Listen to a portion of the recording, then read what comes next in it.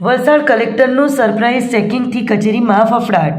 ઈ સરકાર લોગિંગના દુરુપયોગનો પર્દાફાશ. ભૂસ્તર શાસ્ત્રીની કચેરીમાં અધિકારી ગેરહાજર હતા. તેમના ઈ સરકાર લોગિંગ આઈડી પાસવર્ડનો ઉપયોગ કરી અન્ય ઓપરેટર સિસ્ટમમાં કામગીરી કરી રહ્યો હતો. વલસાડ કલેક્ટર કચેરીમાં કલેક્ટર દ્વારા વિવિધ વિભાગોમાં રૂટીન ચેકિંગ હાથ ધરવામાં આવ્યું હતું. આ તપાસ દરમિયાન ભૂસ્તર શાસ્ત્રીની કચેરીમાં એક ગંભીર બાબત સામે આવી છે. તપાસમાં ઝડપાયું છે કે કચેરીમાં જે અધિકારી ગેરહાજર હતા તેમના ઈ સરકાર લોગિંગ આઈડી અને પાસવર્ડનો ઉપયોગ કરીને અન્ય એક ઓપરેટર સિસ્ટમમાં કામગીરી કરી રહ્યો હતો. સરકારી ફાઇલ મેનેજમેન્ટ સિસ્ટમમાં બીજા અધિકારીના લોગિંગનો ઉપયોગ કરવો એ અત્યંત ગંભીર બાબત હોવાથી કલેક્ટરે તાત્કાલિક આ મામલે શંકા વ્યક્ત કરી તપાસના આદેશ આપ્યા છે. હાલ નિવાસી અધિક કલેક્ટર દ્વારા આ સમગ્ર મામલાની ઊંડાણપૂર્વક તપાસ કરવામાં આવી રહ્યું છે. જ્યાં સુધી ઉપલા અધિકારીઓ દ્વારા યોગ્ય ખુલાસો ન આપવામાં આવે ત્યાં સુધી સાવચેતીના ભાગરૂપે કડક પગલાં લેવામાં આવ્યા આવશે.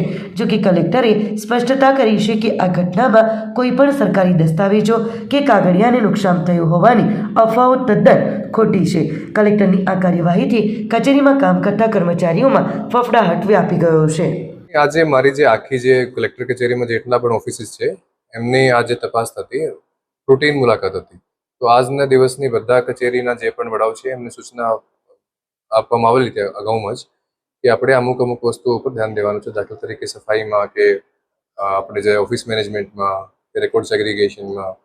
અને તો શરૂઆત આજે ભૂસ્તર શાસ્ત્રીની કચેરીથી કરવામાં આવેલી.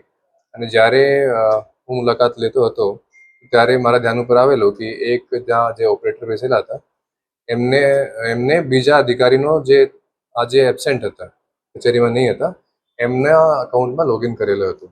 તો પછી થોડું મને શંકાસ્પદ લાગ્યું હતું અને પછી મેં આની એક થોડીક જે પણ અધિકારી જેમના લોગિન કરવામાં આવેલું તો એમને સાંભળવા માટે તક આપવા માટે કીધું છે. અને અત્યારે આરએસી સાહેબ પણ આનું થોડુંક ઊંડાણમાં જઈને કરી રહ્યા છે. મને અત્યારે ખબર નથી કે ત્યાં કોણ કર્મચારી છે અને કઈ રીતે આ લોકો એક દૂસરાના લોગિન થકી કામ કરી રહ્યા છે. બરાબર.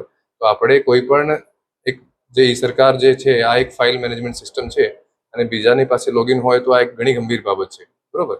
આ જ્યાં સુધી તપાસ નહીં થાય થોડુંક મને ઊંડાણપૂર્વક આની વિગતો નહીં મળે ત્યાં સુધી આપણે થોડુંક સાવચેતીના ભાગરૂપે પગલાં લીધું. અત્યારે ખોલવામાં આવશે આ તો ઠીક છે ને. જ્યારે એમના જે ઉપલા અધિકારી છે એમ એક્સપ્લેનેશન આપશે તો ખોલી દઈશું. કોઈ સરકારી કાગળિયા ત્યાં નુકસાન નથી થયેલું અને જે પણ માહિતી છે આ ખોટી છે.